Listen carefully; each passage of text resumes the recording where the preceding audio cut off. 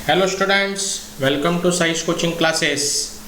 और आज हम हिंदी विषय का पाठ क्रमांक 10 ठेस, जो कि पूरक पठन है गद्य पाठ का, फणीश्वरनाथ रेणु जिनके लेखक है, इस पाठ के बारे में हम अध्ययन करेंगे या पठन करेंगे।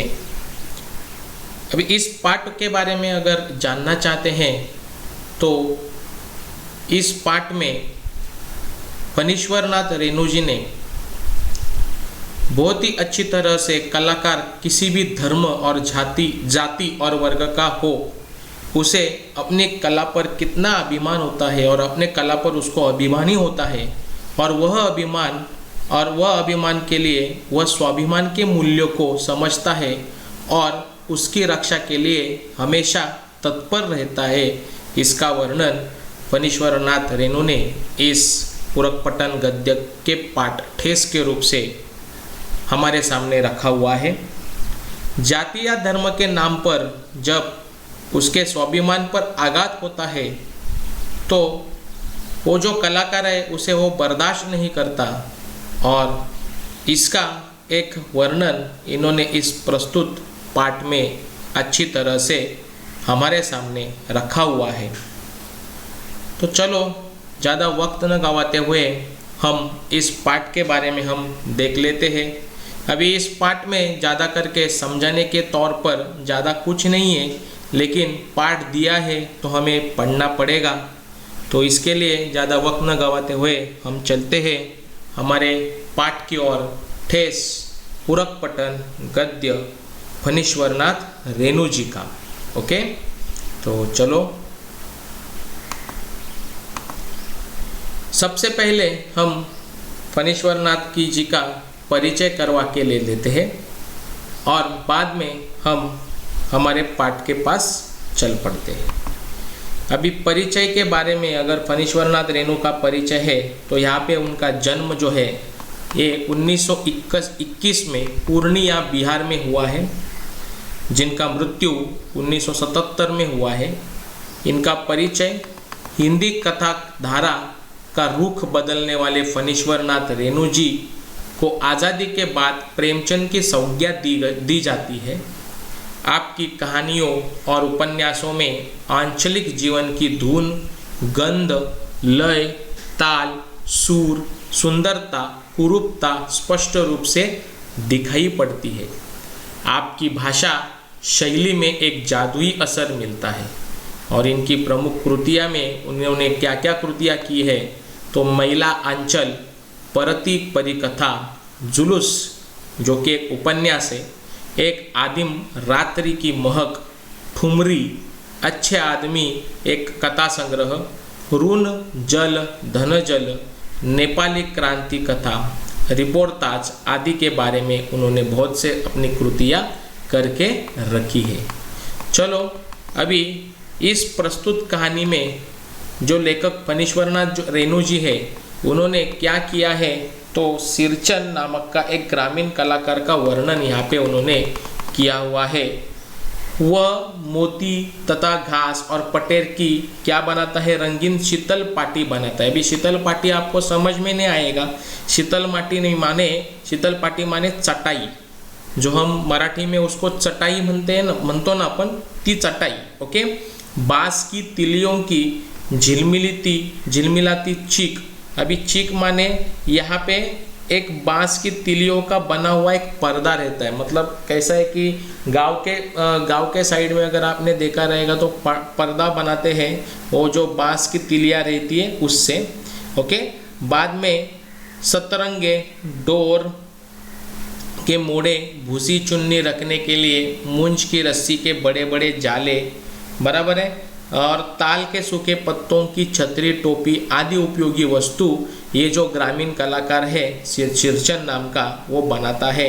और यह वस्तु बनाकर वह अपनी आजीविका कमाता है। मतलब उसके वो जो वस्तु वो बनाता है वो बेचकर अपना उदर निर्वाह कर लेता है।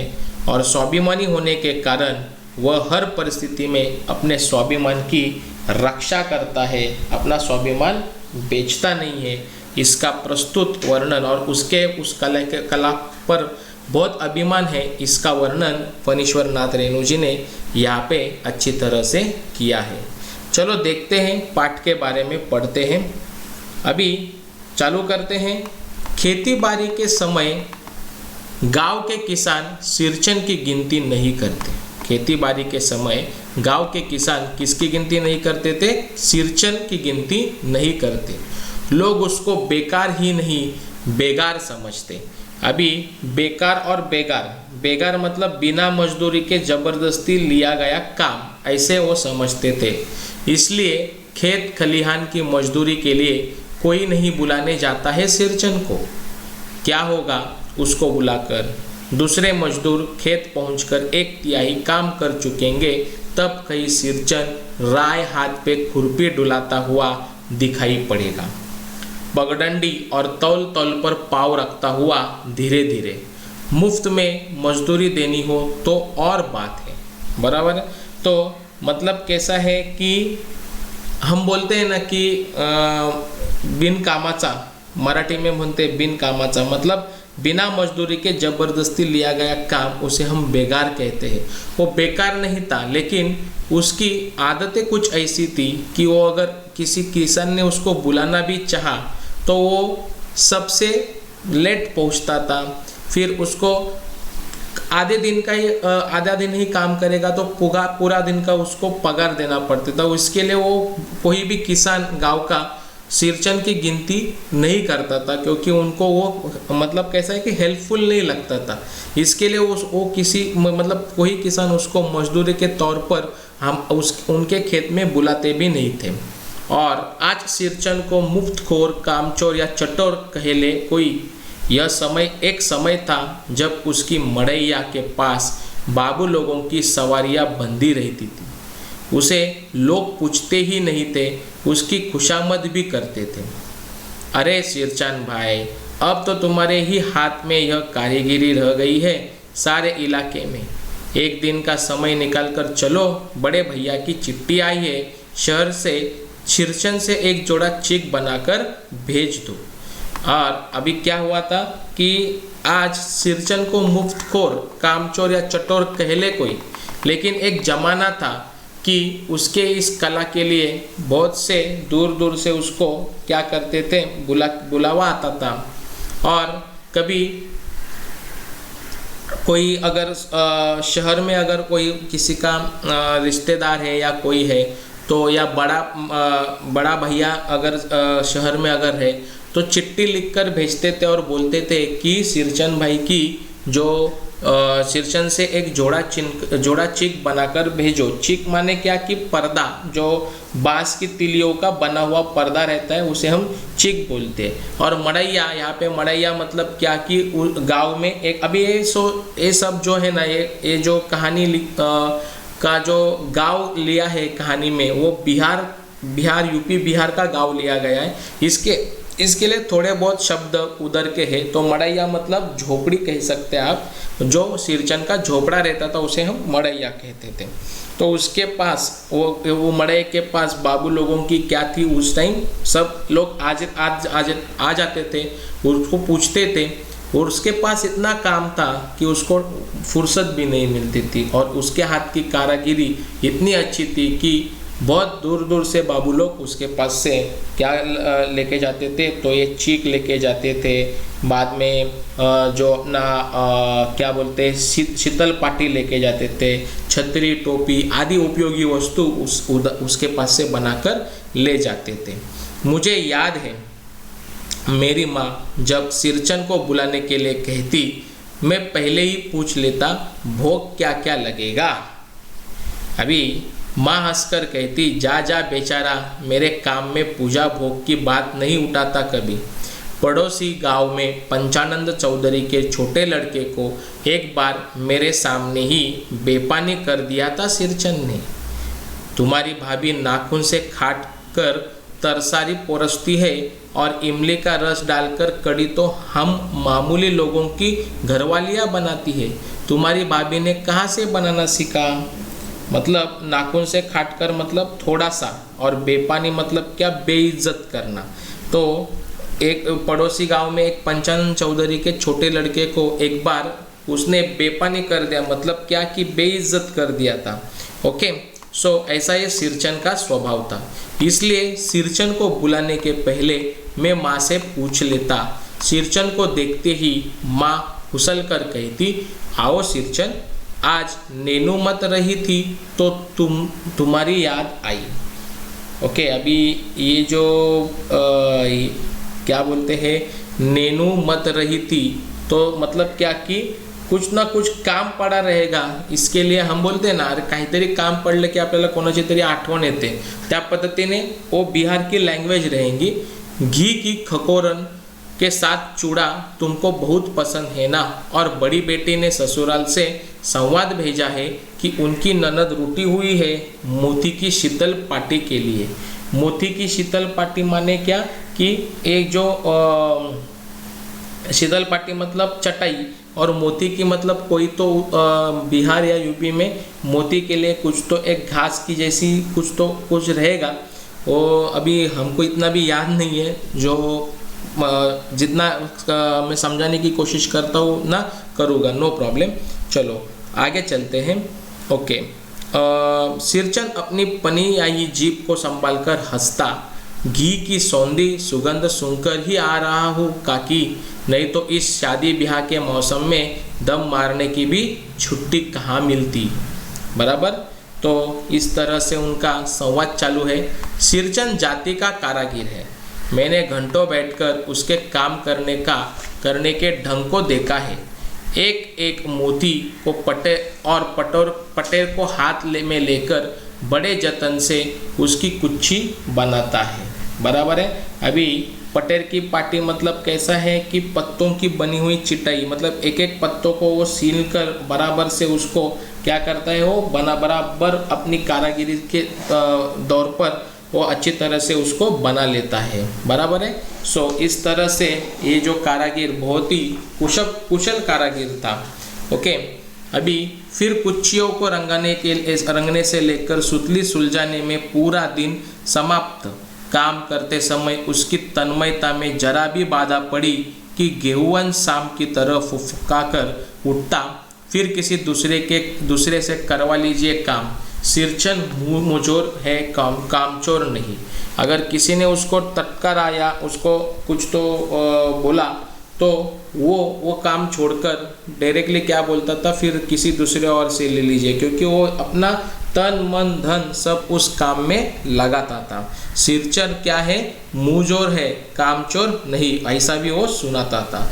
बिना मजदूरी के पेट भर भात पर काम करने वाला कारागिर। दूध में कोई मिठाई न मिले तो कोई बात नहीं, किंतु बात में जरा भी जाला वह नहीं बर्दाश्त कर सकता। इतना मतलब कलाकार तो था, लेकिन कितना कि आपने इतना स्वाभिमानी था कि जितना बोला है उतना। सिरचन को चटोर भी समझते थे। अभी चटोर माने क्या, ये चटोर मतलब अभी चटोर का मीनिंग, अभी यहाँ पे चटोर बोले तो एकदम चतुर बोल सकते हैं हम। बराबर, बहुत ही चालाक बोल सकते हैं चटोर बोले तो। ओके, सो ऐसा ये सिंचन का इधर स्वभाव था। बराबर, तो चलो आगे चलते हैं।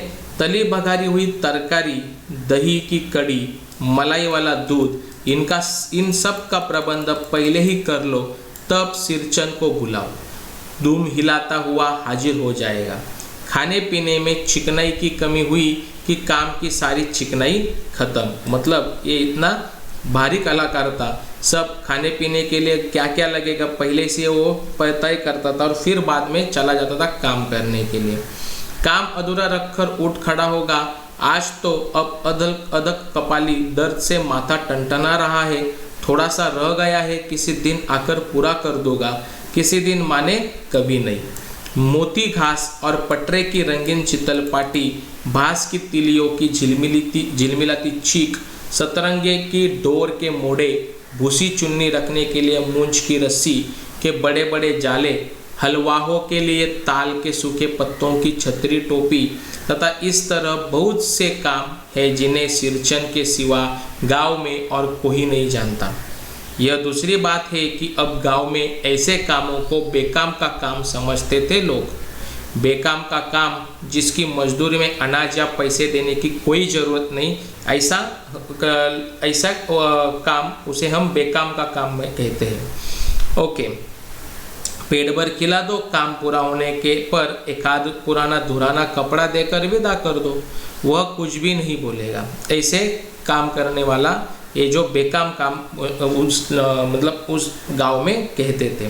कुछ भी नहीं बोलेगा ऐसी बात नहीं, सिरचन को बुलाने वाले जानते हैं सिरचन बात में करने में भी कारगर है। महाजन टोले के बज्जू महाजन की बेटी सिरचन की बात सुनकर तिलमिला उठी थी। ठहरो, मैं माँ से जाकर कहती हूँ, इतनी बड़ी बात है ये बेटिया, बड़े लोगों की ही बस की बात ही बड़ी होती है, नहीं तो 2-3 पटेर की पार्टियों का काम सिर्फ खेसारी का सत्तू खिलाकर कोई करवाए भला। उसको खाने में कुछ तो गड़बड़ कर दिया था उसकी बेटी में, लेकिन वो सुनने वाला नहीं था। यह तुम्हारी माँ ही कर सकती है बबुनी, सिरचन ने मुस्कुराकर जवाब दिया था। इस बार मेरी सबसे छोटी बहन पहली बार ससुराल जा रही थी। मानू के दूल्हे ने पहले ही बड़ी भाभी को लिखकर चेतावनी दे दी है, मानू के साथ मिठाई की पतीली न आए कोई बात नहीं, 3 जोड़ी फैशनेबल चीक और पटेर की 2 शीतल पार्टियों के बिना आएगी मानू तो। भाभी ने हंसकर कहा, बैरंग वापस। इसलिए 1 सप्ताह पहले से ही सिरचन को बुलाकर काम पर तैनात करवा दिया था माँ ने। देखो सिरचन, इस बार नहीं धोती दूंगी, असली मोहर छाप वाली धोती। मन लगाकर ऐसा काम करो कि देखने वाले देखते ही रह जाए। पान जैसी पतली छुरी से बांस की तिलिया और कमानियों का चिकनाता हुआ सिरचन अपने काम में लग गया। रंगीन सुतलियों में जब्बे डालकर वह चीक बुनने बैठा। 1.5 हाथ की बिनाई देखकर ही लोग समझ गए कि इस बार एकदम नए फैशन की चीज़ बन रही है। मंजली भाभी से नहीं रह गया, पर्दे की आड़ से बोली, पहले ऐसा जानती कि मोहर छाप वाली धोती देने से ही अच्छी चीज़ बनाती है तो भैया को खबर भेज देती। काम में व्यस्त सिरचन के कानों में बात पड़ गई। बोला, मोहर छाप वाली धोती के साथ रेशमी कुर्ता देने पर भी ऐसी चीज़ नहीं बनती भौरिया। मानू दीदी काकी की सबसे छोटी बेटी है, मानू दीदी का दूल्हा अफसर आदमी है। मंजली भाभी का मुंह लटक गया। मेरी चाची ने फुसफुसाकर कहा, किससे बात करती है बहू, मोहर छाप वाली धोती नहीं, मूंगिया लड्डू। बेटी की विदाई के समय रोज मिठाई जो खाने को मिलेगी, देखती है ना। दूसरे दिन चिक की पहली पांति में 7 तारे जगमगा उठे, 7 रंग के, सद भैया तारा। अपने काम में मगन सिरचन को खाने पीने की सूध नहीं रही थी। चीक में सुतली के फंदे डालकर उसने फांस पड़े सूप पर निगाह डाली। चिउरा और गुड़ का एक सूखा ढेला। मैंने लक्ष्य किया, सिरचन की नाक के पास 2 रेखाएं उभर आई। मैं दौड़कर माँ के पास गया।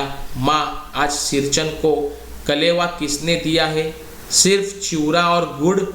माँ रसोई घर के अंदर पकवान आदि बनने में व्यस्त थी। बोली, अरे मंजली, सिरचन को बूंदिया क्यों नहीं देती? बूंदिया मैं नहीं खाता काकी। सिरचन के मुंह में चिउरा भरा हुआ था। गुड़ का ढेला सूप में एक किनारे पर पड़ा रहा। अछूता। माँ की बोली सुनते ही मंजली भाभी ने भी बहुए तन गई। मुट्ठी भर बूंदिया सूप में फेंक कर चली गई।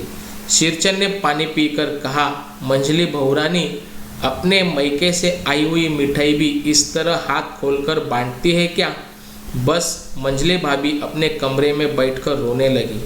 चाची ने माँ के पास जाकर कहा, मुंह लगाने से सिर पर चढ़ेगा ही, किसी के नहर ससुराल की बात क्यों करेगा वह? मंजली भाभी माँ की दुलारी बहू है। माँ तमक कर बाहर आ गई। सिरचन, तुम काम करने आए हो का अपना काम करो, बहुओं से बदकुट्टी करने की क्या जरूरत? जिस चीज की जरूरत हो मुझसे कहो। सिरचन का मुंह अभी लाल हो गया क्योंकि माँ मंजली भाभी के ऊपर रिएक्ट ऐसी किया कि मंजली भाभी की क्या कर रही थी, साइड ले रही थी। तो अभी सिरचंद को गुस्सा आ गया, उसने कोई जवाब नहीं दिया। बांस में टंगे हुए अधूरे चिक में फंदे डालने लगा। मानू पान सजाकर बाहर बैठक खाने में भेज रही थी। चुपके से पान का एक बीड़ा सिरचंद को देती हुई इधर उधर देखकर बोली, सिरचंद दादा, काम काज का घर, 5 तरह के लोग 5 किस्म की बात करेंगे, तुम किसी की बात पर कान मत दो। सिरचंद ने मुस्कुराकर पान का बीड़ा मुंह में ले लिया। चाची अपने कमरे से निकल रही थी। सिरचंद को पान खाते देखकर अवाक हो गई। सिरचंद ने चाची को अपनी ओर अचरज से घूरते हुए देखकर कहा, छोटी चाची, जरा अपनी डिबिया का गम कौवा जर्दा खिलाना, बहुत दिन हुए। चाची कई कारणों से जली भुनी रहती थी सिरचंद से। गुस्सा उतारने का ऐसा मौका फिर नहीं मिल सकता था। झनकती हुई बोली, तुम्हारी बड़ी हुई जीभ में आग लगे, घर में भी पान और गम कौवा जर्दा खाते हो। चटोर कही के मेरा कलेजा धड़क उठा, हो गया अभी सत्यानाश। बस सिरचंद की उंगलियों में से सुतली के फंदे पड़ गए। मानो कुछ देर तक वह चुपचाप बैठा पान को मुंह में घुलाता रहा। फिर अचानक उठकर पिछवाड़े पीक थूक आया। अपनी छुरी, हंसिया वगैरह समेट संभाल कर झोले में रखे टंगी हुई अधूरी चिक पर निगाह डाली और हनहनाता हुआ आंगन से बाहर निकल गया। मानू कुछ नहीं बोली, चुपचाप अधूरी चिक को देखती रही। सातों तारों मंद पड़ गए। माँ बोली, जाने दे बेटी, जी छोटा मत कर मानू, मेले से खरीद कर भेज दूंगी। मैं सिरचंद को मनाने गया, देखा एक फटी हुई शीतल पाटी पर लेटकर वह कुछ सोच रहा है। मुझे देखते ही बोला, बबुआ जी अब नहीं, कान पकड़ता हूँ अब नहीं। मोहर छाप वाली धोती लेकर क्या करूँगा, कौन पहनेगा। ससुरी खुद मरी, बेटे बेटियों को ले गई अपने साथ। बबुआ जी मेरे घरवाली जिंदा रहती तो मैं ऐसी दुर्दशा भोगता। यह शीतल पाटी उसकी बुनी हुई है। इस शीतल पाटी को छूकर कहता हूँ अब यह काम नहीं करूँगा। गांव भर में तुम्हारी हवेली में मेरी कदर होती थी, अब क्या। मैं चुपचाप वापस लौट आया। समझ गया कलाकार के दिल में ठेस लगी है, वह नहीं आ सकता। बड़ी भाभी अधूरी चीख में रंगीन छीट का झालर लगाने लगी। यह भी भेजा नहीं दिखलाई पड़ता क्यों मानो। मानू कुछ नहीं बोला बेचारी, किंतु मैं चुप नहीं रह सका। चाची और मंजली भाभी की नज़र न लग जाए इसमें भी मानू को ससुराल पहुंचाने में ही जा रहा था।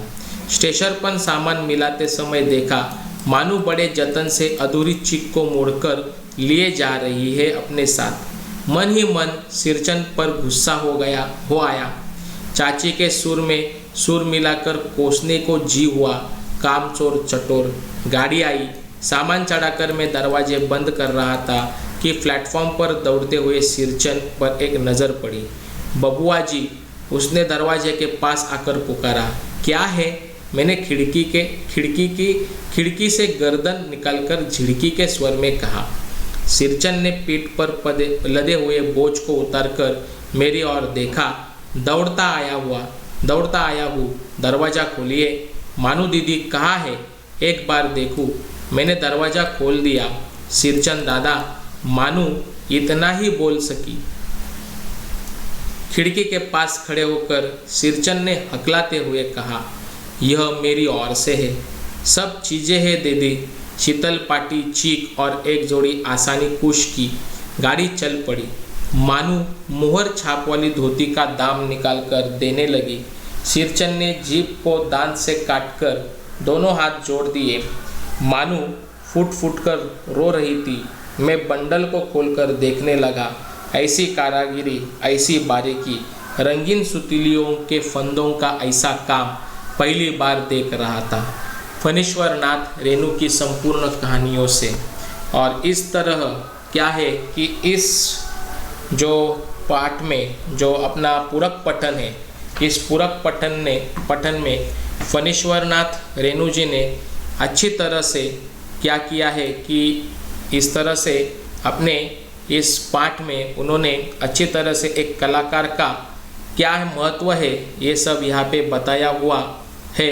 और इस तरह से उन्होंने अपने सामने एक कलाकार किसी धर्म जाति या वर्ग का नहीं होता है और उसको अपनी कला पर कैसा अभिमान होता है और उस अभिमान की वजह से उसको वो स्वाभिमान भी कितना है और उस स्वाभिमान मूल्यों को समझना चाहिए। सामने वाली के कलाकारी का हमें क्या करना चाहिए कि अच्छी तरह से उसको मतलब कला का वर्णन करना चाहिए।